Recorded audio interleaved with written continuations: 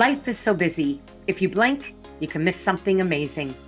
It's important to take a moment and enjoy what we have and the people around us.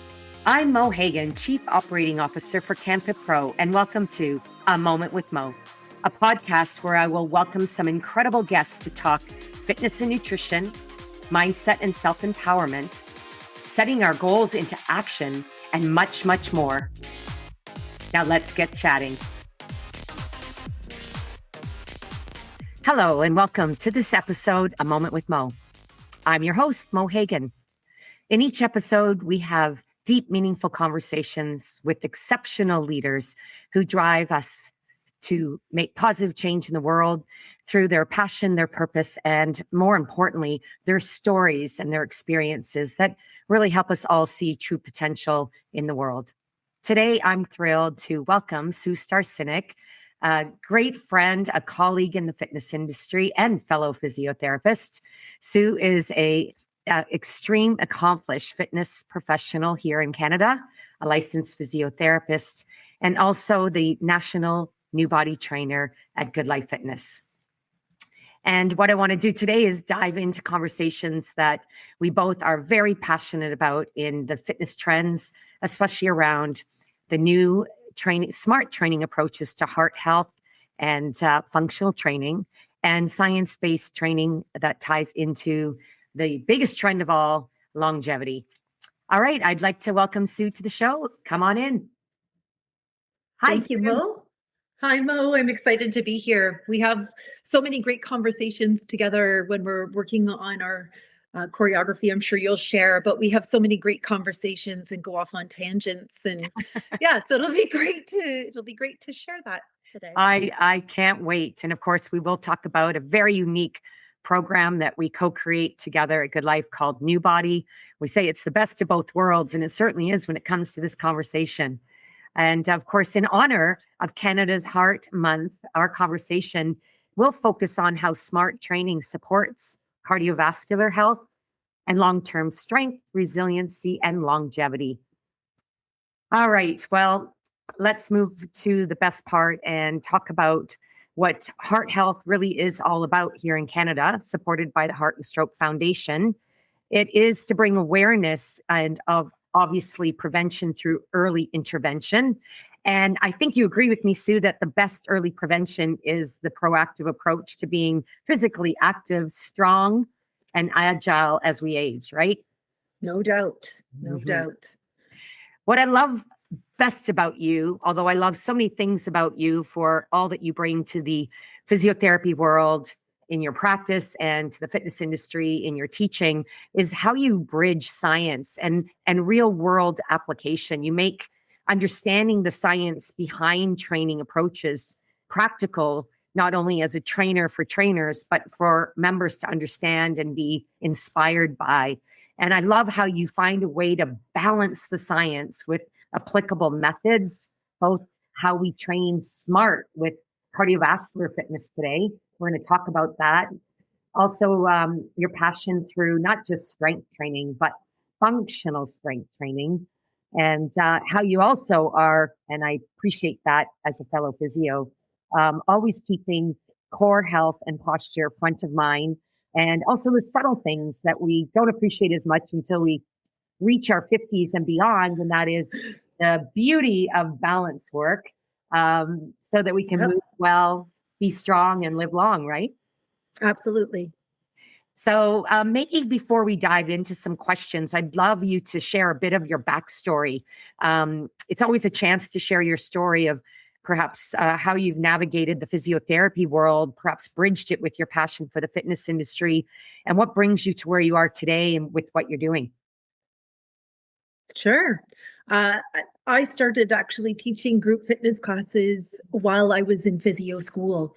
So I've actually been a fitness instructor about a year longer than I've been a physiotherapist. So both professions evolved at the same time. And really all along, it was so exciting to be able to lead fitness classes and try to keep people out of the clinic and out of trouble at the same time as I was helping people rehabilitate from injuries and oftentimes get back into the gym where they wanted to be, or back into doing what they enjoyed doing. So it's been a beautiful evolution to now be involved in creating our program together as we do, and be involved in the choreography, because I get to take the things that clients benefit from here. This is my studio space. This is where I do my physio clinical practice, but take the things I do in here and bring it into the group environment, put it to music, and make it fun and make it preventative, right? I'm often telling them, they get it without the acupuncture, which is way more fun. Love it. Without the acupuncture. And you bring the pleasure side to rehabilitation, which can be daunting for some, although we love it. But what I love is how you balance the art and the science, as I like to say, which is a true talent. And that's what makes you as good as you are. The other thing I wanted to say is I love how you shared your story about how you sort of built both your careers simultaneously 1 year apart. My funny story about physiotherapy school is I almost failed out of physiotherapy school because I was so busy moonlighting as a fitness instructor, Good Life. Thank goodness I was really good in the practical side of physiotherapy, because if it was the theoretical part, I struggled because I spent more time in the gym than studying. Anyways, on that note, let's talk about what we love and what we get to talk about a lot and what we do when we bring programs together. The first thing I want to dive into, because this is airing during National Heart Month, I'd like to challenge that and say every month is Heart Month, because it is the number one killer of all lifestyle diseases, and especially for early mortality with women. Yes. All right. Well, my question to you, Sue, is many people think cardio alone is the answer for fitness. From your perspective as an experienced physio and certified fitness professional, I always want to stress that. How does the functional strength training play a role in heart health and long-term cardiovascular resilience? I love that question. The functional strength training we define as the ability to move a load and resist forces, whether that be gravity or objects, but in a way that mimics the way we move and live in everyday life. And that's historically been credited with maintaining health of the musculoskeletal system, so the muscles, the bones, the tendons, but it's also important in cardiovascular health. So when we talk about cardiovascular resilience, I see two sides to that. So first of all, we want to try to prevent vascular disease. So we want to try to prevent heart attacks and strokes and all the other consequences of atherosclerotic disease, ASCVD, we call it, because it is quite a tongue twister. So we want to try to prevent that. And at the same time, we want to have the resilience and the aerobic ability to do the things that we want to do and have the stamina to do the things that we want to do well into advanced decades of life. So in terms of preventing arteriovascular disease, we want to prevent damage to the blood vessels themselves. So a healthy heart and healthy cardiovascular system involves a healthy heart muscle, but it also involves the arteries and the veins and the capillaries. So inside all of our arteries, we have a lining that's called the endothelium. And the endothelium is very important. It protects the vessels, and it can be damaged by a number of things. So it could be damaged by high blood pressure, by certain amounts or types of cholesterol, smoking, and it can also be damaged by chronically high circulating levels of glucose or of sugar. And what happens over time is that endothelial, if it gets damaged, it reacts, and that sets off a chain of events where that leads to plaque development and eventually calcification in narrowing of the vessels themselves, which then can lead to heart attacks, strokes, and all sorts of other health problems.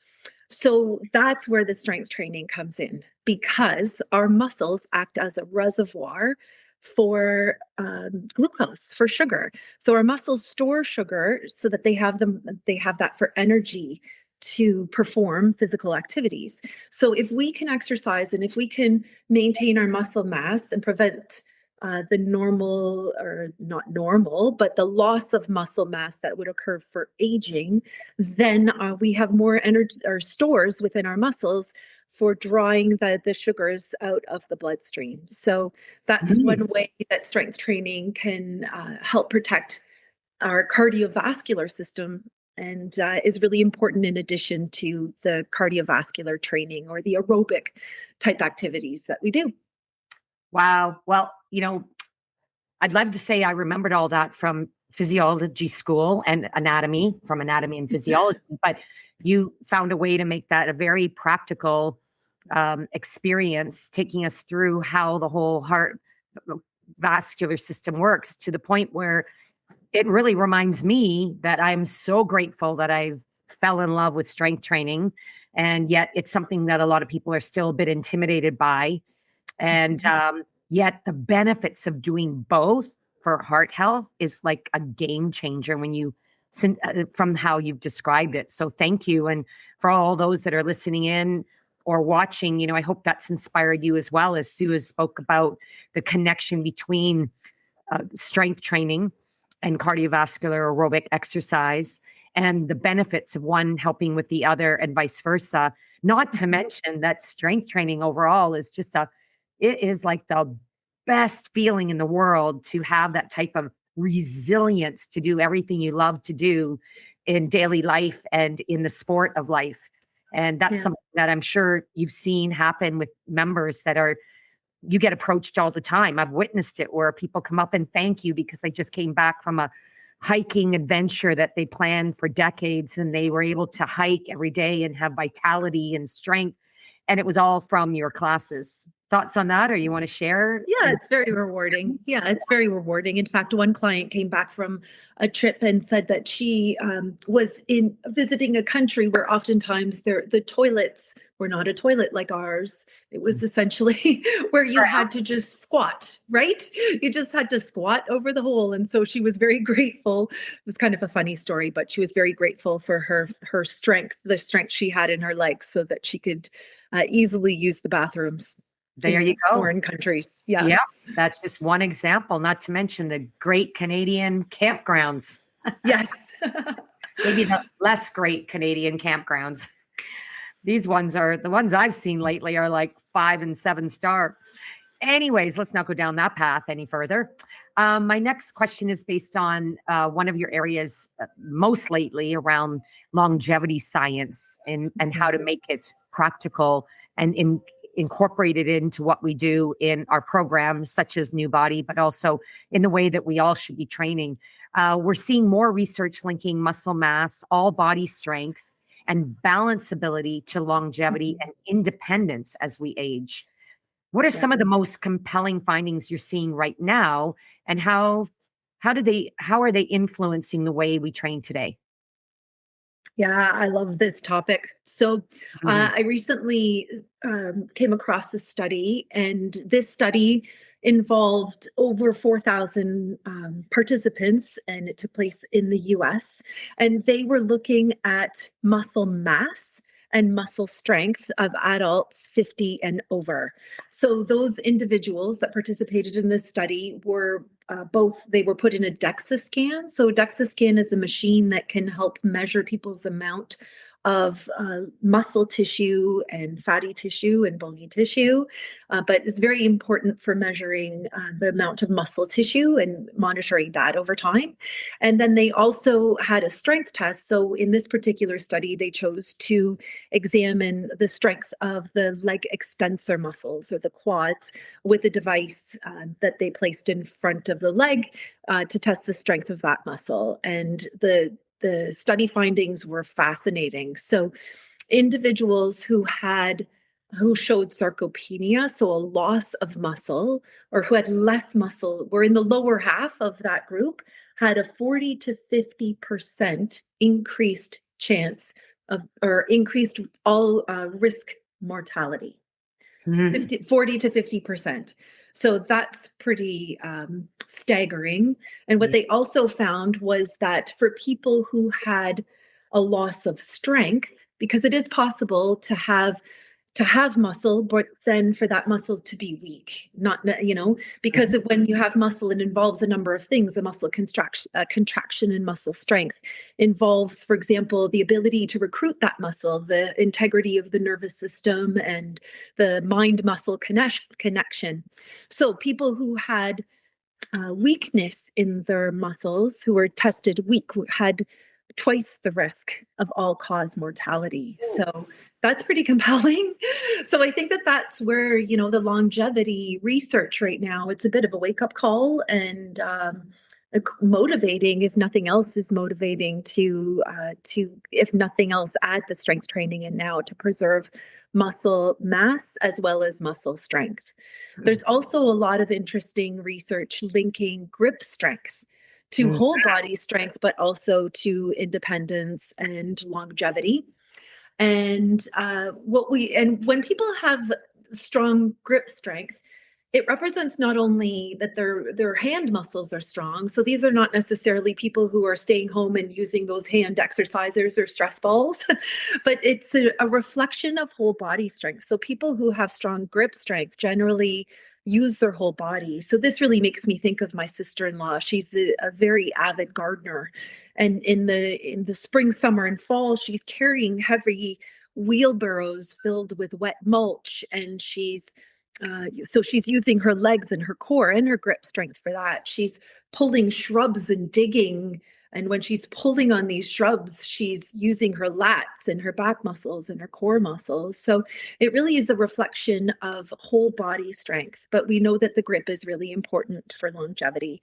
And we can replicate that type of training in the gym by resisting and pulling and gripping heavy loads. And so we integrate that in our classes as well. Yeah. Things like the farmer carry. Yeah. Just thinking about that. It was very humbling when I started doing farmer's carry, lifting more weight. I thought I was strong, and then I realized my grip strength was really a representation of my overall ability to carry heavy load. And it was a wake-up call for sure. Yeah. And some people like training with things like the dead hang. So essentially it just involves holding on to a chin-up bar and just hanging there and seeing how long you can hold as well. So my trainer had me do that, and it's very humbling. But we can integrate that into our classes as well by pulling and gripping and holding heavier loads. So we're excited about that. I'm gonna remember that. We both teach New Body. We're gonna talk about that shortly because I'm sure people are curious. New Body, Yes. But I'm now inspired for when people complain they can't hold two dumbbells in one hand. Well, I'm going to turn that excuse into excitement as far as how that's going to help them give them a sense of measurement as to their overall ability to pull and to carry if they're having trouble just holding the dumbbells, and engaging them to pick up those smart plates as well, and making it an opportunity versus a method towards getting stronger, using it as the strength tool for functional overall body strength. That's very cool. Yeah, very using cool. it as the motivation. As the motivation. And then, so you were asking about balance as well, and this is something that's been well studied. So in my physio practice, in clinical practice, we have some standardized tests that we use when we're concerned about people's balance. Tests, some of them like the Berg, you might remember, Mo, back in your day, the Berg balance scale might have been around. So some of these tests involve putting people through a series of progressively more difficult balance tasks, and then they're graded. So there's a score at the end, and the people's score on these balance tests helps us predict their likelihood of falling, whether they require use of a cane or a walker, and even their ability to live independently over time. But balance is one of those things, you have to use it or lose it, right? So even in athletes who might have an injury to an ankle or a knee, if they're unable to perform their sport for a period of time, we even see in clinical practice that they will lose balance on the unaffected or uninjured side as well as the injured side. And we really need to work at that, to train that and get it back. But the good news is balance is one of those things that comes back really quickly with training. It really involves ramping up the neurological system. So it's not only strengthening the muscles of the legs or the bones, it's also integrating the brain with the whole body. And the cool thing about that is you can see gains quite quickly. And in fact, we even see it in our classes when we work on balance in the class. At the end of the class, they do better when they're doing their quad stretch at the end, when they have to stand on one leg. You just see that they're more stable and more secure with that. So yeah, I love seeing the expression when they get to do the second set or the second side where we incorporate balance training, and you can see the change immediately, and you can see their confidence also improve in such a short period of time. And of course, the repetition of doing it consistently also, helps to accelerate that balance ability over time for their entire life. Yeah, that's one of the things that I'm noticing is becoming a bigger priority for so many. And we're not talking just about the active agers, but all ages having more interest in that. Yeah, for sure. Yeah, it's again humbling. I think of high rocks, even when you have to carry heavy weight and do walking lunges and your back knee touch the ground. Well, when you're under load and you're training through fatigue, the amount of people, all ages, losing their balance, falling over, it's just really an eye opener on it, the importance of training and the single leg training specifically. Yeah, I love it. Well, again, you've done such a great job contributing this to our New Body program. We're going to talk about the importance of lifting heavier and smarter, longer, the smarter training approach. And then we'll talk a little bit about New Body before we dive into the final part of our interview today. Although we could talk for a long time, we'll try to keep this episode tight for all our viewers to listen to the end. And not only that, but listen again and share it with their community. So there has been a big shift towards encouraging people, especially women and older adults, to lift heavier. Why is it so important for longevity? And how do we do it safely and intelligently within fitness programs, specifically in a group environment? And if you feel you want to lean on some of the experience with our New Body class, go ahead. All right. I really enjoy following an exercise physiologist and professor named Andy Galpin. And he talks about how the number one type of muscle fiber that we lose with age is the type 2 muscle fiber. So those are the muscle fibers that are involved with heavier lifting and with speed, with power. And this is important. If we are, for example, stumbling down a street and you have to catch yourself, you have to react quickly. And that requires type 2 muscle fibers. So in order to train those type 2 muscle fibers, the ones that you tend to lose first as we age, we need to train with heavier weights. And we need to also integrate some speed and some power training in a really safe way. So in our New Body classes, what we do is we tend to teach with a teaching technique that we call layering. So what we do is start with a very base model of a technique. So for example, we integrated in our fall program, we had people of all ages. It was so exciting to see them do a snatch. So what we did to help them master that movement and feel comfortable with it is we started, first of all, teaching them a proper hip hinge. And then we brought in a single arm deadlift. So just with the arm hanging down, using support of a hand on thigh. So just getting that hip hinge component of that. Then we brought in an upright row. Then we brought in the clean.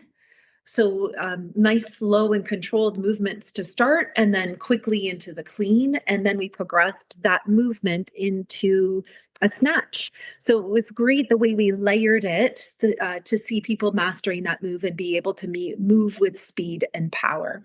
So that's how we do it safely. And we also have a structured way of cueing and coaching people. So we deliberately work on how we word it to help people get it. So Mo and I, you and I, we get to work together and practice teaching. We always beta test our programs, and we watch how people are moving and then fine tune our cueing and our coaching so that we can get people moving really well. So it's possible, and it's been amazing to see people well into their 80s.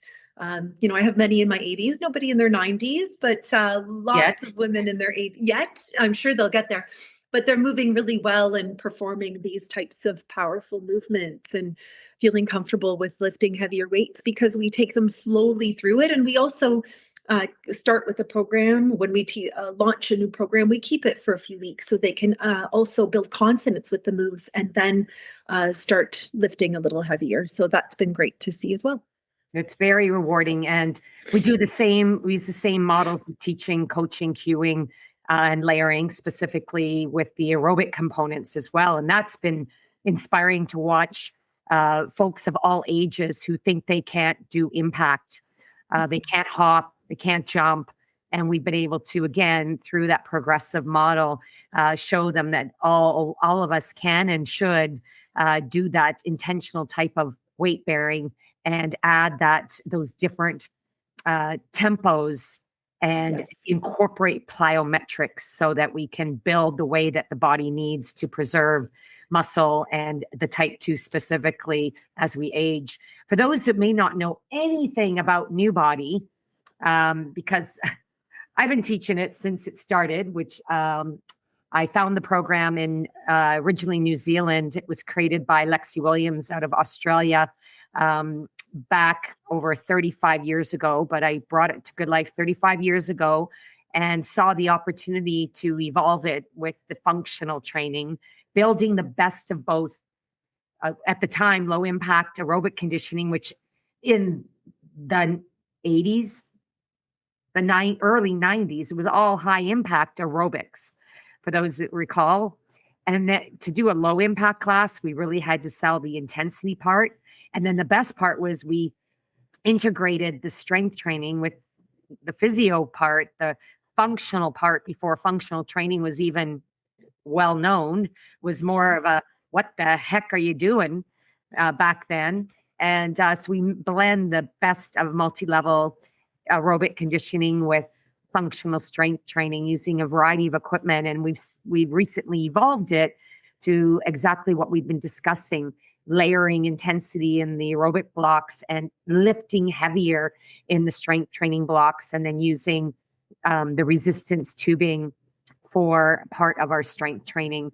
Do you want to comment on your experience, how over all the years you've been teaching this? You're now the national New Body trainer for Good Life Fitness. I'm so blessed and grateful.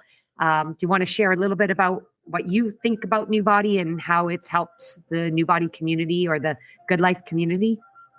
Absolutely.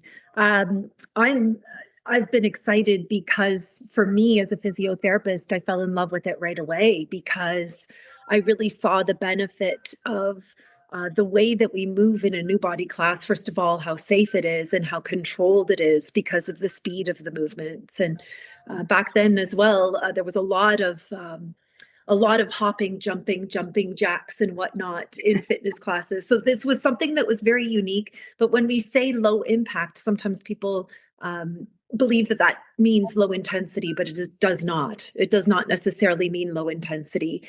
The way that we move, there are lower impact movements, but they're bigger movements with big range of motion.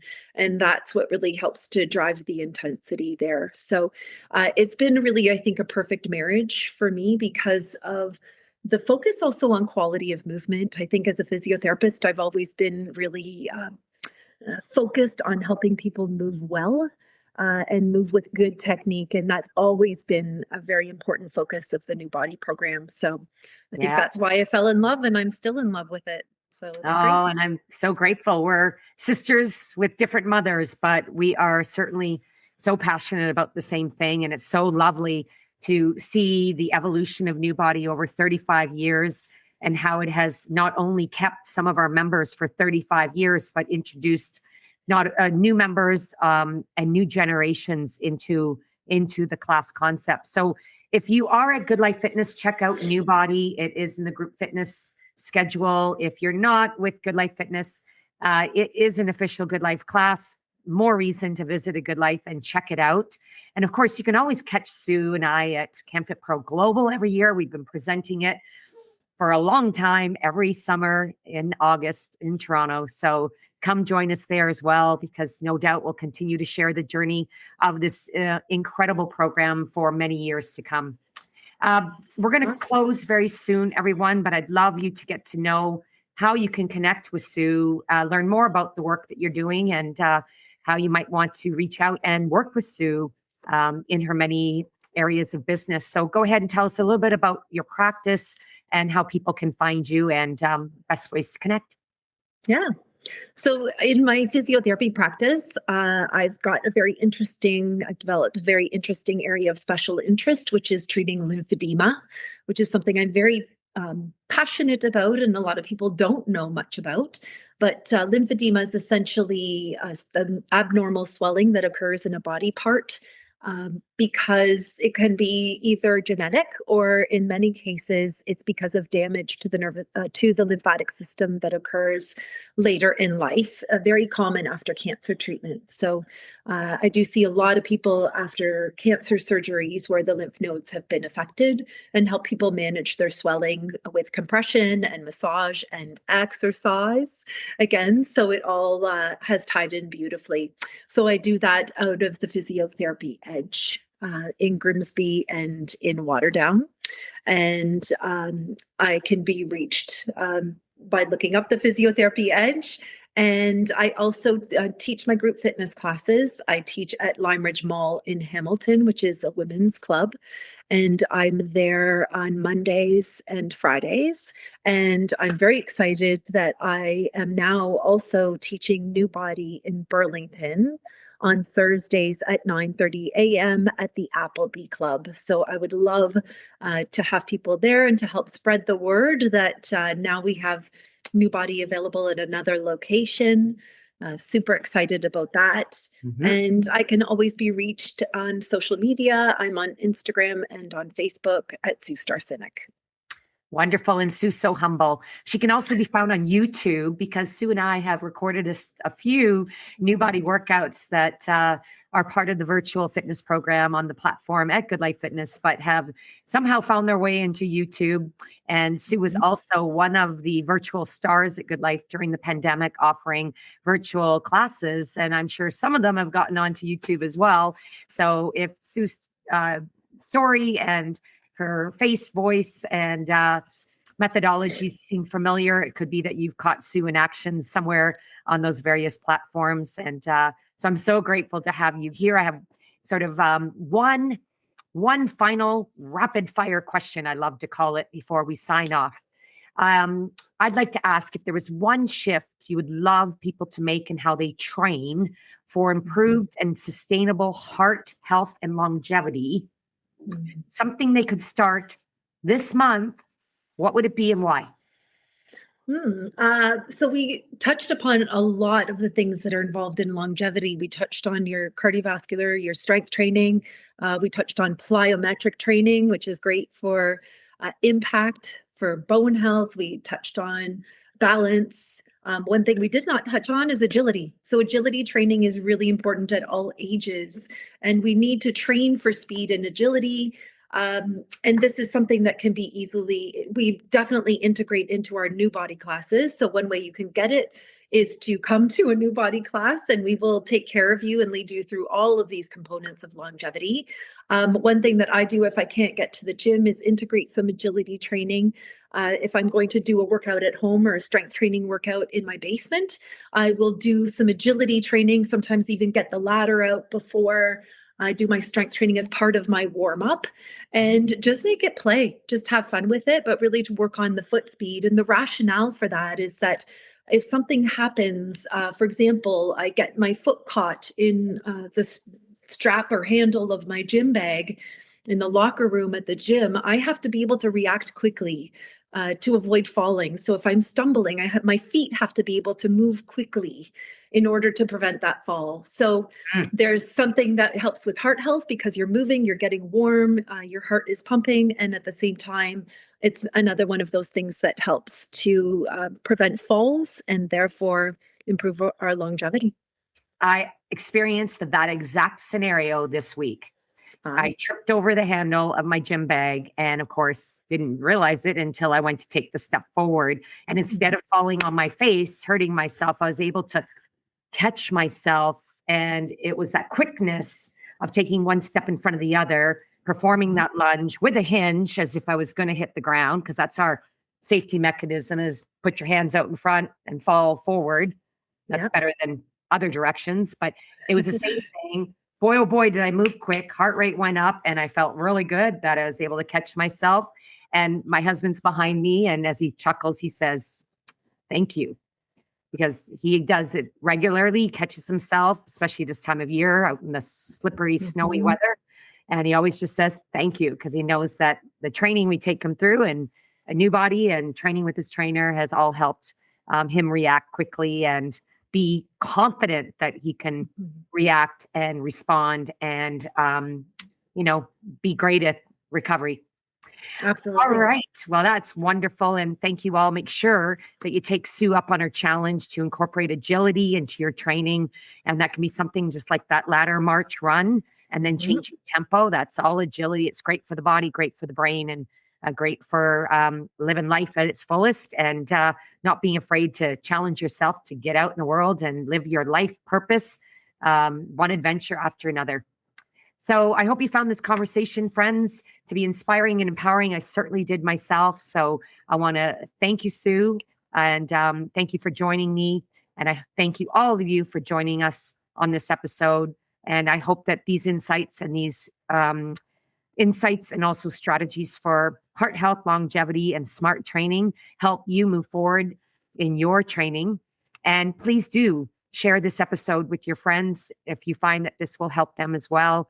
It's always better to share what you learned so that you can all move better, longer, and more enjoyably together for your entire time together. So don't forget to subscribe. Check out my episodes on my website. You can go back and view any of them. And stay tuned for more exciting things coming your way at mohagan.com. Until next time, on behalf of Sue, I'm going to say, keep moving strong, move for life. And until next time, stay well. Bye-bye.